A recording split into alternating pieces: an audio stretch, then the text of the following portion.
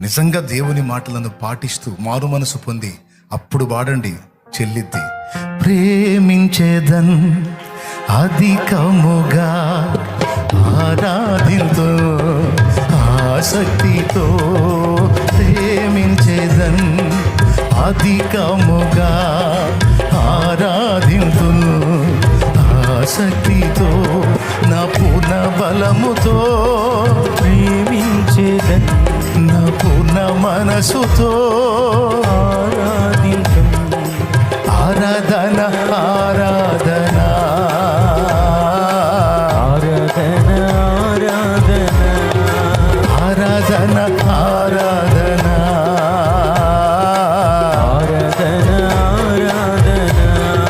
ప్రేమించేదన్ అధికముగా ఆరాధింతును ఆసక్తితో ప్రేమించేదన్ అధికముగా ఆరాధింతు ఆసక్తితో, నా పూర్ణ మనసుతో ఆరాధింతు నా పూర్ణ బలముతో, ప్రేమించేదన్ నా పూర్ణ మనసుతో ఆరాధింతు నా పూర్ణ బలముతో, ప్రేమించేదన్ ఆరాధన ఆరాధన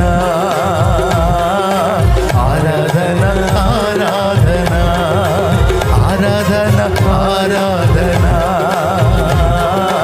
ఆరాధన ఆరాధన. దేవునికి మహిమ.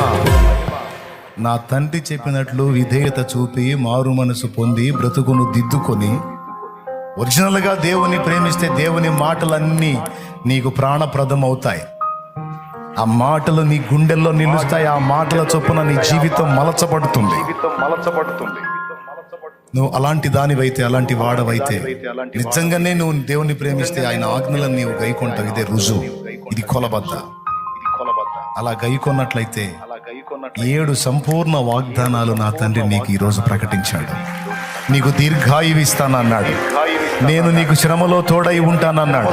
నువ్వు నా తండ్రి అని మొరపెడితే ఏమి నా కుమారి, ఏమి నా కుమారుడా అని నీకు వెంటనే ఉత్తరం ఇస్తానన్నాడు. నా రక్షణ నీకు చూపిస్తానన్నాడు. నిన్ను ఘనపరుస్తానన్నాడు, గొప్ప చేస్తానన్నాడు.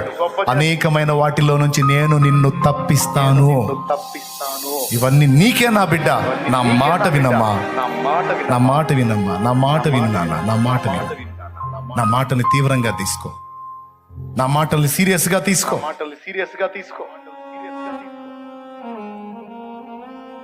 దేవుని మాటలు వినుటే మనం దేవుని ప్రేమించు. అలాగే దేవుని ప్రేమించి దేవుని మాటలు విని ఆ మాటల చొప్పున నడుచుకుని బిడ్డలకి ఎంత కృప తెలుసా? వాళ్ళు ఎక్కడుంటే అక్కడ దేవుని సన్నిధి ఉంటుంది. ఎందుకంటే ఆయన అన్నాడు, నేను నీకు తోడుగా ఉంటానని. యోసేపు ఎక్కడ అడుగు పెడితే అక్కడ ఆశీర్వాదం. పోతీఫెర ఇంట్లో అడుగు పెడితే ఆ ఇల్లు దీవించబడింది. యోసేపును బట్టి ఆ అన్యుని ఇంటిని దేవుడు దీవించనని రాసుంది. యోసేపున్న ఐగుప్తులో సమృద్ధి సమృద్ధి సమృద్ధి సమృద్ధి సమృద్ధి, కరువు లేదో. దేవుణ్ణి ప్రేమించేవాళ్ళు, దేవుని చేత ప్రేమించబడేవాళ్ళు, వాళ్ళు ఎక్కడుంటే అక్కడ ఆ ప్రదేశము, ఆ ఇల్లు, ఆ సమాజము, ఆ ప్రదేశం అంతా కూడా దేవుని సన్నిధితో ఆవరించబడి ఉంటుంది. గాడ్స్ ప్రెజెన్స్ వాళ్ళు ఎక్కడుంటే అక్కడ ఉంటుంది. దేవునికి స్తోత్రం కలుగును గాక. హల్లెలూయా. తెలుసుకోండి, పాపము నిండిన సమాజంలోంచి నిన్ను రక్తం ఇచ్చి కొనుక్కున్నాడు, వేరుపరుచుకున్నాడు, ప్రత్యేకపరుచుకున్నాడు. నీవు నా సొత్తు, నా స్వాస్థ్యము అన్నాడు నా తండ్రి.